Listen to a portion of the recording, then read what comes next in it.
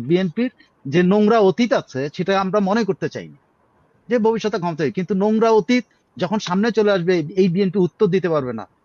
আমি বলি এক একটা মব হচ্ছে তারেক রহমান নিজে দেশে আসার ব্যাপারে নিরাপত্তাহীন হয়ে পড়বে। আমি বিশ্বাস করেন, কারণ তারেক রহমান তো সারা জীবন ক্ষমতায় থাকবেন না।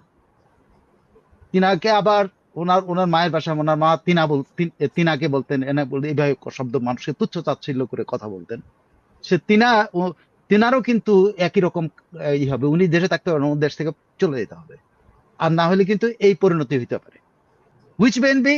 যে বিএনপি 2001 থেকে 6 সালের একটা নেক্কারজনক শাসন ব্যবস্থা কায়েম করেছিল, অত্যাচারের সীমাহীন শাসন ব্যবস্থা। হাওয়া ভবনের কথা কিন্তু আমরা ভুলি নাই, আমরা কিন্তু বলি না এগুলো। কেন বলি না?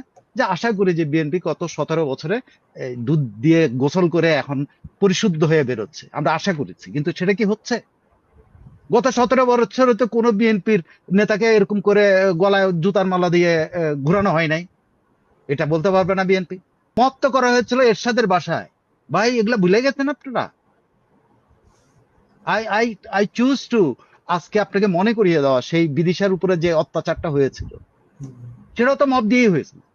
পুলিশ পাঠায়া নিজেরা গিয়া তারপরে এটা করেছে। এরশাদ পরে বলেছিল আমার সংসার ভেঙে দেওয়া হয়েছে। I remember that.